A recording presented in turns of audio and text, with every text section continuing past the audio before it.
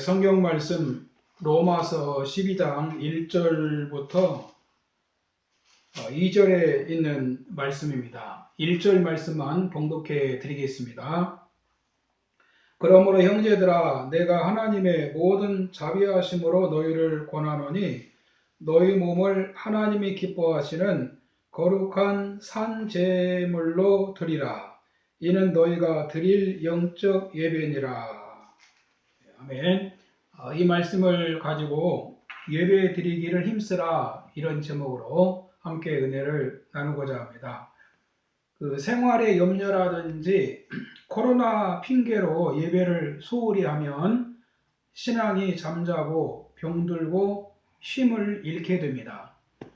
우리 교우 중에 이런 분이 없는지 모르겠습니다.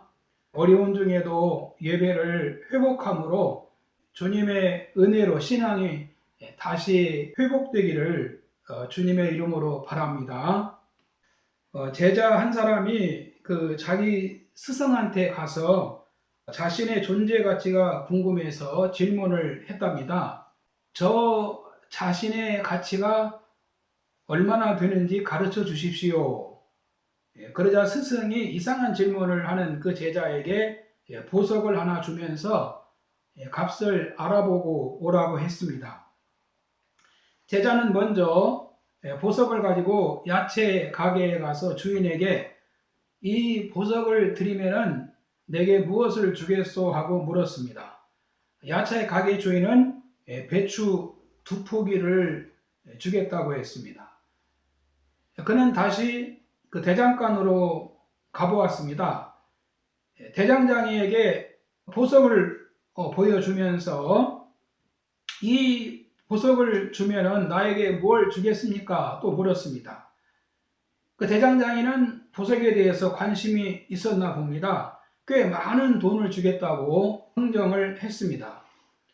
그렇지만 제자는 거절을 하고 이제 보석상으로 달려갔습니다. 보석상 주인은 그 보석을 유심히 살펴보더니 눈이 휘둥그레지면서 이 보석은 돈으로 계산할 수 없는 엄청난 가치를 지니고 있습니다 라고 말했습니다.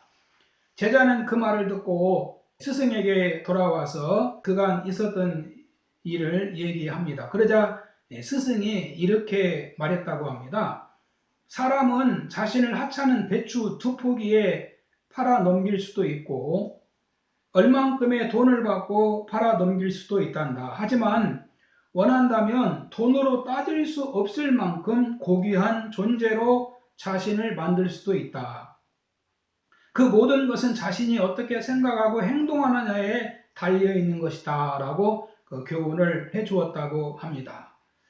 로마서 1장 19절 이하에 보면은 이는 하나님을 알만한 것이 그들 속에 보임이라. 하나님께서 이를 그들에게 보이셨느니라. 창세로부터 그의 보이지 아니하는 것들 곧 그의 영원하신 능력과 신성이 그가 만드신 만물에 분명히 보여 알려졌나니 그러므로 그들이 핑계하지 못할지니라. 이 말씀에 보면 하나님을 알만한 것이 보인다고 말씀합니다. 하나님이 어디에 보이신다는 겁니까? 하나님의 능력과 신성이 만물에 분명히 보여서 알게 된다는 것입니다. 그러면 하나님을 아는 사람들은 어떻게 살아야 합니까? 하나님을 영화롭게 하고 하나님께 감사하는 삶을 살아야 한다라고 말씀하고 있습니다. 그런데 어떻게 인간들이 산다고 말씀합니까?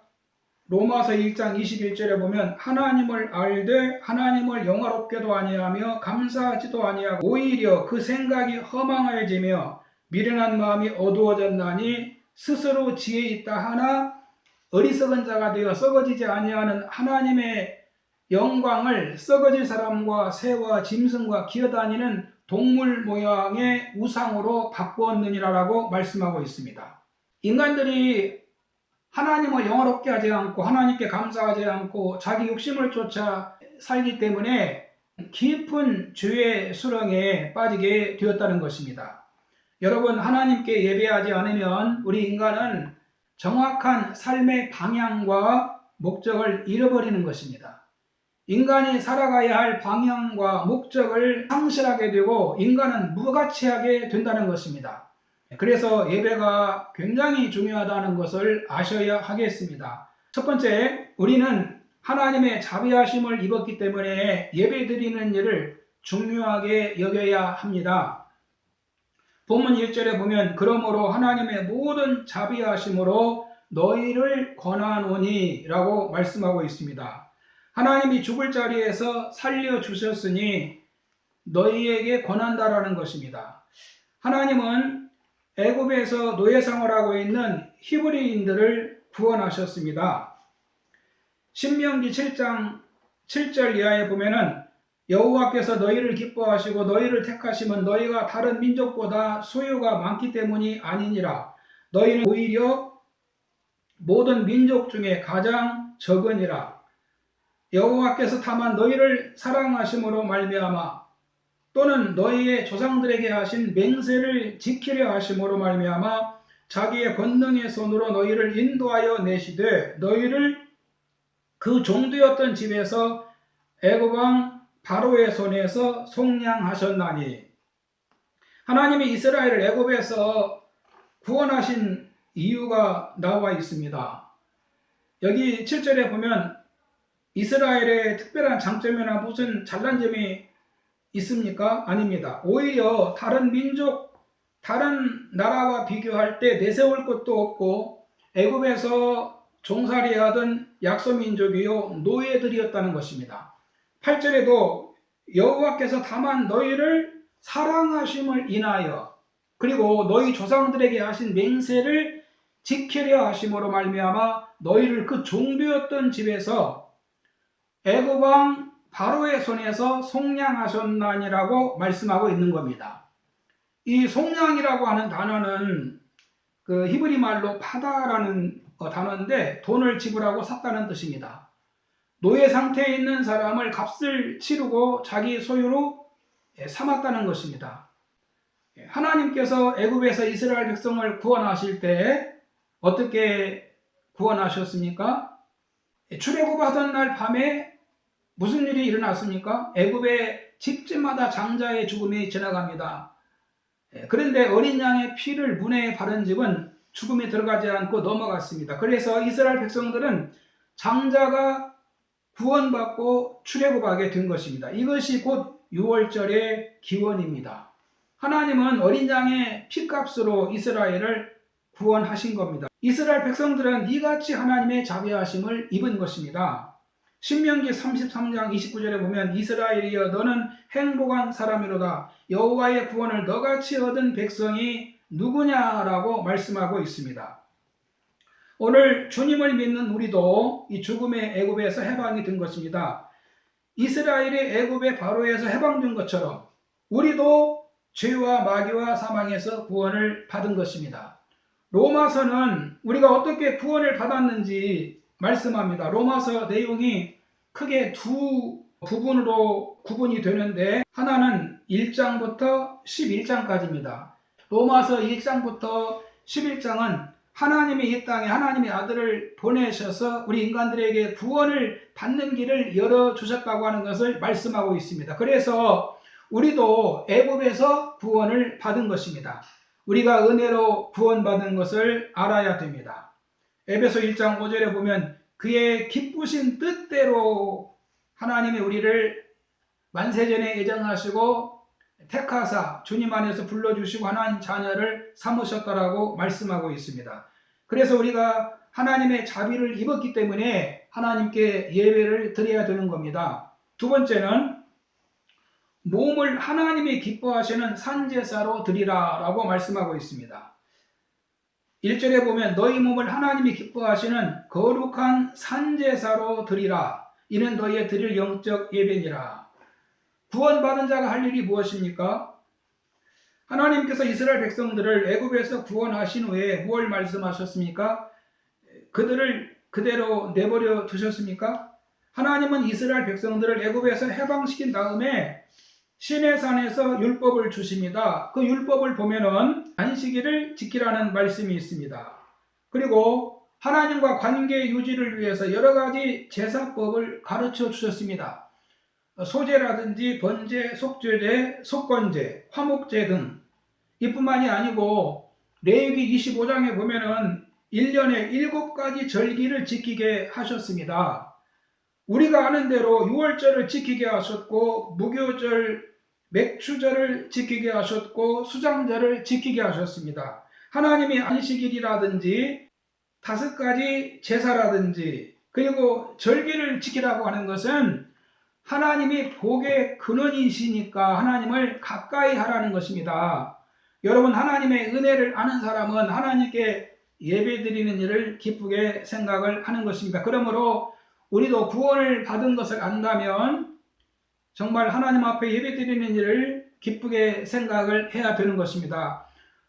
본문 1절에 보면 그러므로 하나님의 자비하심으로 너희를 권하노니 너희 몸을 하나님이 기뻐하시는 산제사로 드리라 라고 말씀하고 있습니다.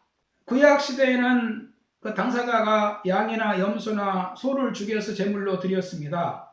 먼저 제단에 건강하고 흠없는 짐승을 가지고 나오면은 짐승을 죽여서 제물로 드립니다. 당사자의 죄를 대신 지고 제물이 죽는 것이기 때문에 산제사로 드릴 수가 없습니다. 그 짐승을 죽여서 드립니다. 그러면 왜 우리에게는 산제사로 드리라고 했을까요? 예수님께서 우리 죄를 위해 피 흘려 죽으심으로 우리를 위해서 단번에 속죄제사를 드리셨기 때문에 이제 우리는 짐승을 잡아서 그 죽은 제사를 드릴 필요가 없는 겁니다. 그러나 구원받은 성도들은 예수님 안에서 몸으로 하나님께 산제사를 드려야 되는 겁니다. 우리 삶 전체가 하나님 앞에 합당하게 드려지는 그런 삶이 바로 산제사입니다. 여러분, 산제사는 우리가 주일 성수 잘하고 그리고 성도의 의무를 잘 감당하면서 주님을 섬기며 이 땅에서 믿음으로 사는 것이 하나님 앞에 드리는 산제사입니다. 할렐루야. 세 번째는 예배를 잘 드려야 하나님의 축복이 옵니다. 이 본문에 보면은 그 산제사를 드리는 자에게 찾아오는 몇 가지 축복이 있는데 먼저는 너희는 이 세대를 본받지 아니하고 라는 말씀이 있습니다. 우리가 살면서 이 세상의 영향을 받게 됩니다. 유행을 본받습니다. 옷을 입는 것도 본받게 되고 또 말하는 그 어투도 따라하게 되고 먹거리도 따라가게 되고 또 결혼식에 보면은 결혼 예식도 저들끼리 하고 예전에는 강아지 키우는 것도 많지 않았는데 지금은 많은 사람들이 애완견을 기르고 있지 않습니까? 또 술, 담배 하는 여성도 많아졌고 독신주의자도 많고 이혼도 많고 이런 것이 세대에서 일어나는 일인데 이런 것을 사람들이 서로 본받게 된다는 겁니다. 우리가 알게 모르게 이 세대를 본받는 겁니다.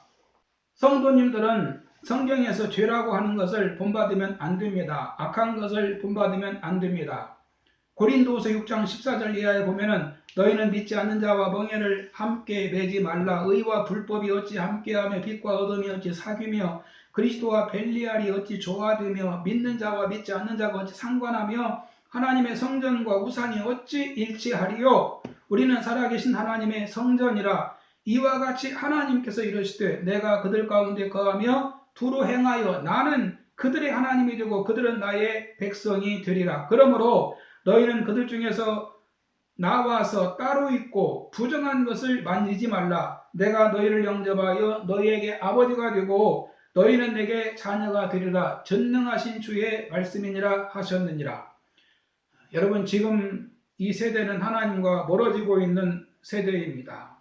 세상은 사람들에게 흥분과 전율과 향락을 끊임없이 제시해 줍니다. 그러니까 코로나로 집합이 금지되고 있는데도 암암리로 그런 곳에 사람들이 모이다가 적발되지 않습니까? 현대에는 사단이 스마트폰을 매개물로 이용하는 것 같습니다. 스마트폰으로 어디로 오라고 하면 가는 겁니다. 성도는 이 세대를 본받으면 안 됩니다. 또한 마음이 새로워집니다. 여러분, 하나님께 나와 예배 드릴 때 마음이 새로워지는 것입니다. 우리 마음이 어떻게 새로워지겠습니까? 하나님을 만나야 마음이 새로워지는 것입니다. 예배를 통해서 마음이 새로워지고 마음이 변화가 오는 것입니다. 예배를 통해서 하나님의 은혜를 받으면은 우리 마음이 새로워지는 겁니다. 사람은 자기가 무엇인가 듣는 것 또는 가까이 하는 것에 영향을 받습니다. 사람이 아무것도 안 하고 가만히 있는데 스스로 달라지는 것이 아닙니다. 사람은 주위의 영향을 받는 겁니다. 내가 어디에 소속이 되어 있느냐에 따라서 그 영향이 나에게 나타나는 것입니다. 거짓말 잘하는 사람과 가까이 하면 거짓말을 배우는 겁니다. 술을 좋아하고 놀기 좋아하는 사람 가까이 있으면 그걸 배우는 겁니다. 늑대들 속에서 키워진 아이는 늑대 흉내를 낸다고 하지 않습니까? 하나님께 예배드리는 사람이 건강한 마음을 가지게 되고 또 행복한 마음을 가질 수가 있는 것입니다. 에베소서 4장 22절에 보면 너희는 유혹의 욕심을 따라 썩어져가는 구습을 쫓는 옛사람을 벗어버리라. 오직 너희 심령이 새롭게 되어 하나님을 따라 의와 진리와 거룩함으로 지으심을 받은 새 사람을 입으라 라고 말씀하고 있습니다. 그리고 하나님의 온전한 뜻을 분별하게 됩니다. 본문 2절에 보면 하나님의 선하시고 기뻐하시고 온전하신 뜻이 무엇인지 분별하도록 하라. 하나님의 온전한 뜻을 알게 된다는 것입니다. 성경에는 예수님 만난 사람들이 이전의 길로 가지 않고 새 길로 갑니다. 동방 박사들은 예수님을 만난 뒤에 다른 길로 고향으로 돌아갑니다. 사울도 예수님을 만난 뒤에 예수님을 핍박하고 예수 믿는 사람들을 잡으러 다니는데 앞장선 사람이지만 바울로 변화가 돼서 죽기까지 주님의 복음을 증거하는 길로 갑니다. 수가성 여인도 예수님을 만나고 물동이를 내려놓고 동네로 가서 예수님을 증거하게 됩니다. 예수님 만난 사람들은 인생의 길이 달라집니다. 생명의 길로 갑니다. 진리의 길로 갑니다. 또한 구원의 길로 갑니다. 여러분, 하나님 앞에 예배 드리는 일에 힘써야 우리가 하나님의 축복을 받습니다. 어려울 때입니다. 우리 모두 하나님께 예배 드리는 일에 최선을 다하시기를 주님의 이름으로 바랍니다.